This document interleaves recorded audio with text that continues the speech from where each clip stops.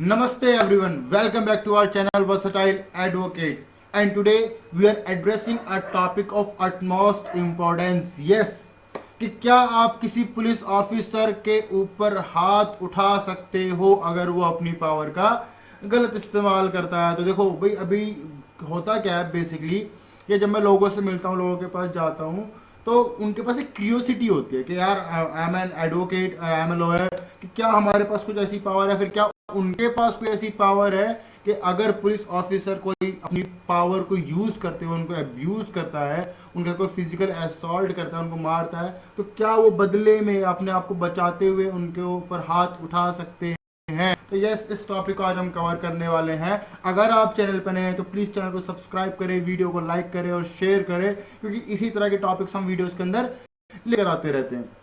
तो बिना किसी देरी के चलिए शुरू करते हैं।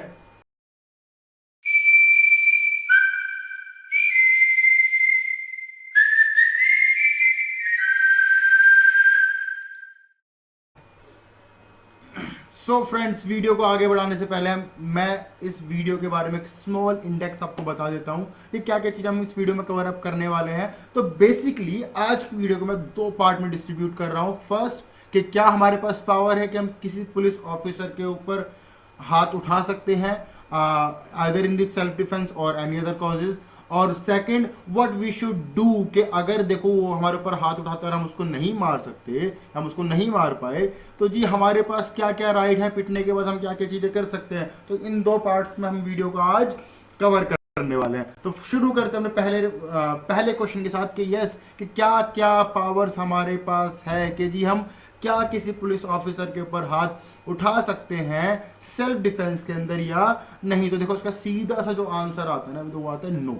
ठीक है, चाहे कुछ भी कंडीशन है, कैसी भी कंडीशन है, कहीं पर भी आपको अगर कोई पुलिस ऑफिसर आपको मार रहा है, आपको पीट रहा है, वेदर के वहां पे वो अपनी पावर को यूज करते हुए सही चीज कर रहा है और गलत चीज करता है, मतलब अगर आपको ऐसा लगता है कि जी उसको मेरे को नहीं मारना चाहिए और फिर भी वो आपको अपनी पावर का यूज करते हुए मार रहा है, तो जी आपको वहां पर अपना हाथ बिल्कुल भी नहीं उठाना है। क्योंकि देखो, अगर आप किसी पुलिस ऑफिसर के ऊपर हाथ उठाते हो तो ऑन दी कॉन्सिक्वेंस, जो लीगल कॉन्सिक्वेंस आपको भुगतना पड़ सकता है, वो लाइफ इम्प्रिजमेंट जैसी सजा हो सकती है, मतलब आपकी उम्र कैद आपको हो सकती है, फिर 2 साल हो सकती है अगर सेक्शन 323 अगर सेक्शन 526 रहता है, या फिर अगर सेक्शन 323 रहता है, तो जी आपको 1 साल तक की सजा वहां पर लग सकती है। तो देखो जी, ये सारी चीजें वहां पर आपके साथ हो सकती हैं। तो अगर कोई पुलिस वाला आपको मार रहा है तो आपके पास सबसे अच्छा जो ऑप्शन उस टाइम पे होता है वो ये है कि जी चुपचाप एक अच्छे बच्चे की तरह वहां पर पिटते रहिए। ठीक है, कोशिश कीजिए कि आप अपने वाइटल पार्ट्स और अपने फेस, अपने हेड को वहां प्रोटेक्ट करें, उनके ऊपर चोट ना आने दें, क्योंकि अगर उनके ऊपर चोट आए तो आपको शायद एक सीरियस इंजरी वहां पर हो सकती है। ठीक है, कोशिश करें कि आप उसके उस टाइम पे कोई एविडेंसिंग अगर आप क्रिएट कर सकते हैं, लाइक कोई पीपल आपके साथ हैं जो उस चीज को रिकॉर्ड कर सकते हैं, फिर कोई ऐसा एरिया है जहाँ पर कैमरे वैमरे हैं, तो कोशिश करें कि उन कैमरास के अंदर वो सब चीजें रिकॉर्ड हों, क्योंकि ये सारी चीजें आपको बाद में मदद करेंगी। ठीक है, आप बाद में कुछ भी लीगल एक्शन वहां पर ले सकते हैं। ठीक है, आप कोई फेक केस फाइल कर सकते हैं, केस के सारे एविडेंसेस वहां दे सकते हैं। केस में सबसे इंपॉर्टेंट चीज, जब आप कोई केस फाइल करेंगे तो वहां पर आप कंपेंसेशन के लिए क्लेम ना करें। देखो, सब क्यों बता रहा हूं कि बेसिकली जगह पर क्या होता है कि जब आप कोई केस फाइल करते हो तो वहां पे आपके सबसे पहली चीज दिमाग में आती है वो है कंपेंसेशन, कि जो उसने हमें मारा है, उसने अपनी पावर को मिसयूज किया है, तो जी हमें तो यहाँ पर कंपेंसेशन चाहिए, हमारी तो इज्जत गई है, फलाना गया, ढिमकाना हुआ है। और बेसिकली जो कुछ लॉयर्स होते हैं वो सब इन सब चीज़ों को सजेस्ट करते हैं।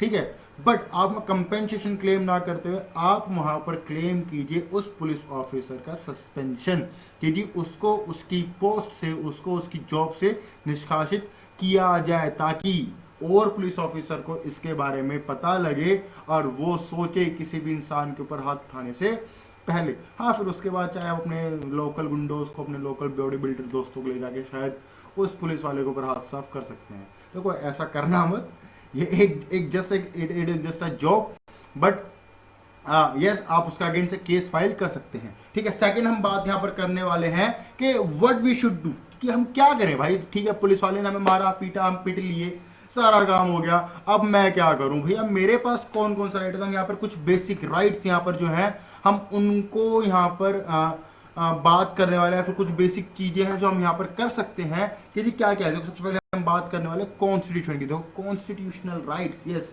सबसे बेसिक चीज जो हमारे पास आती है वो है कॉन्स्टिट्यूशनल राइट। देखो इंडिया के अंदर आप रहते हो, संविधान आपकी सबसे बड़ी पावर है।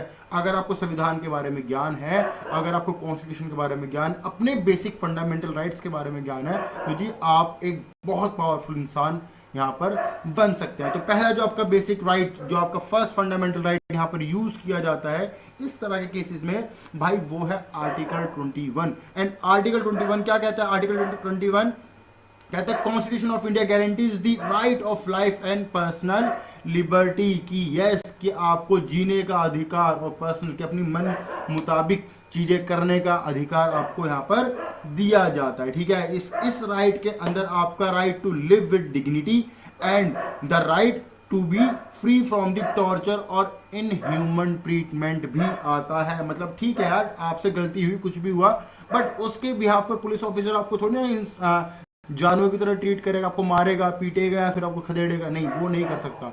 वो आपका राइट है। ठीक है, आपने गलती किया, आपको उसका भुगतान देना पड़ेगा, आपने भुगतान दिया, जो कुछ भी हुआ, आपको पर लीगल केस भी चला, वो सब चीजें अपनी अलग तरफ है। बट अगर पुलिस ऑफिसर आपको मार दे, क्योंकि वो उसका अधिकार वहां पर नहीं है, वो ऐसी चीजें आपके साथ नहीं कर सकता। तो ये सब चीजें वहां पर ध्यान दी जाती है। आप इस चीज के अंडर वहां पर केस कर सकते हैं। सेकंड हम यहाँ बात करने वाले, जो आपके पास सेकंड ऑप्शन यहाँ पर आता है, second is your legal resources. आप कौन कौन से लीगल, आप क्या कर सकते हो? लीगल रिसोर्सेज का हम यहाँ यूज कर सकते हो। क्या कहता है कि जी सबसे पहली जो आपका आता है ना, कि अगर कोई पुलिस ऑफिसर आपके ऊपर इस तरह की चीजें एक्सरसाइज करता है, तो आपके पास जो अपने लीगल रिसोर्सेज हैं, जैसे क्या आप पुलिस स्टेशन जाके कंप्लेन कर सकते हैं उस पुलिस ऑफिसर के खिलाफ। जो है देखो ये बेसिक चीज है।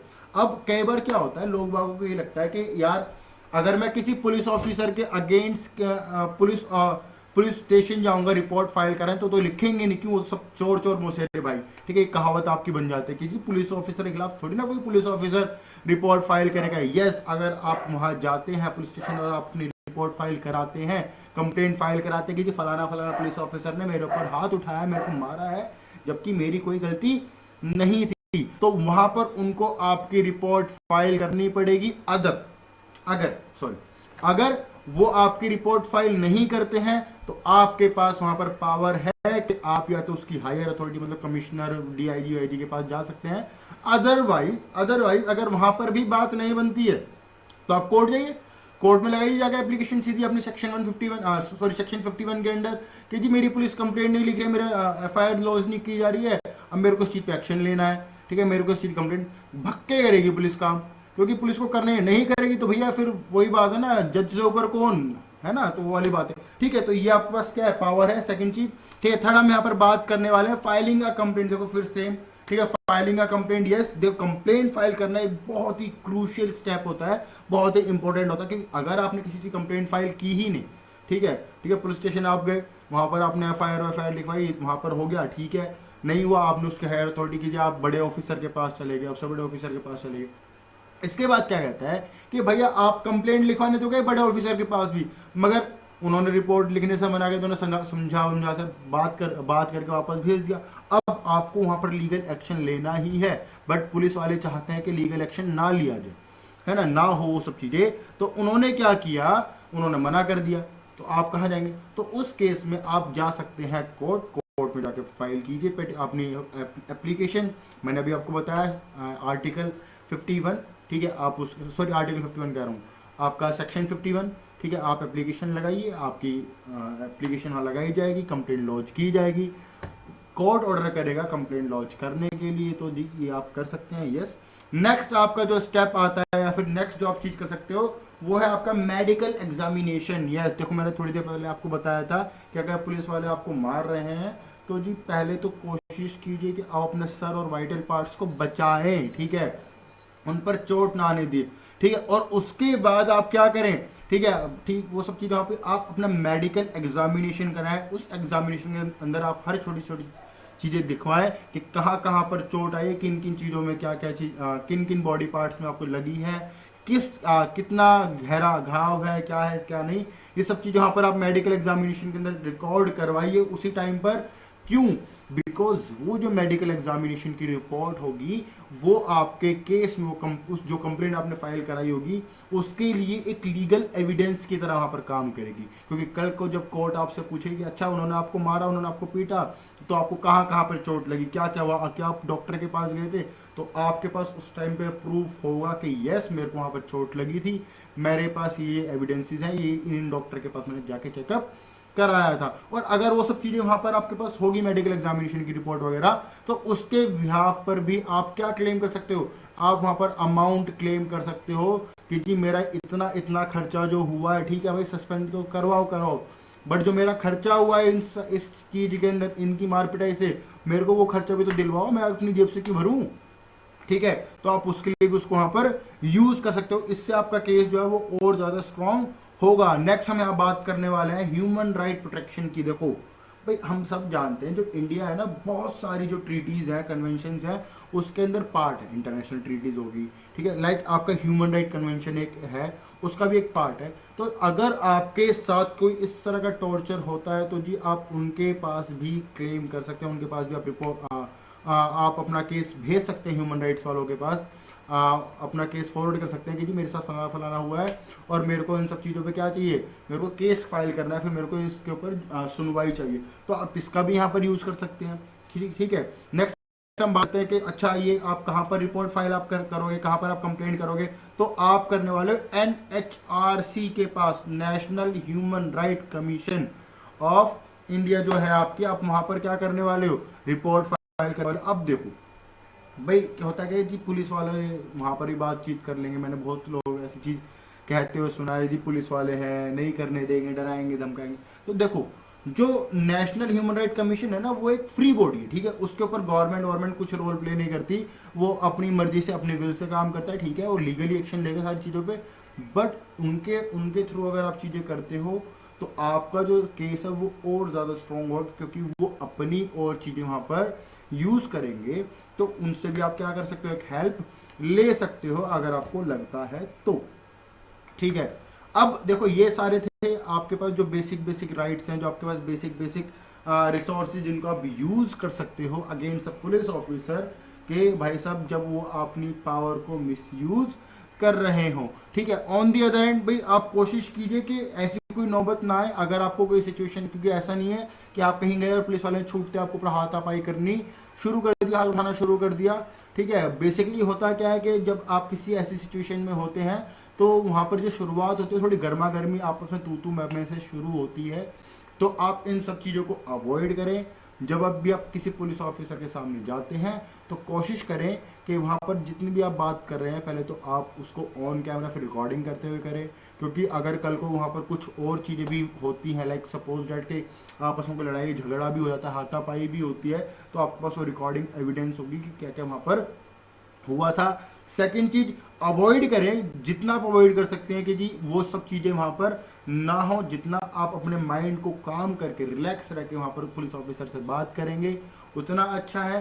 अपना वो ज्यादा बल ज्यादा एटीट्यूड वहां पर शो ना करें, क्योंकि वो भी कहीं ना कहीं आपके लिए हार्मफुल हो सकता है।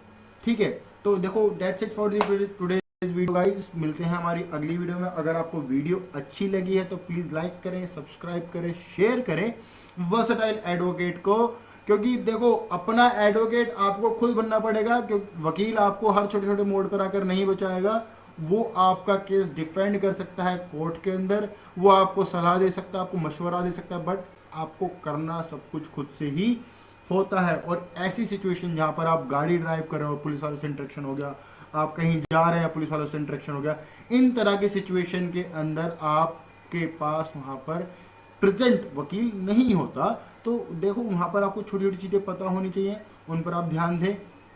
ठीक है, तो बस मिलते हैं हमारी अगली वीडियो में। Till then tata bye bye, see you.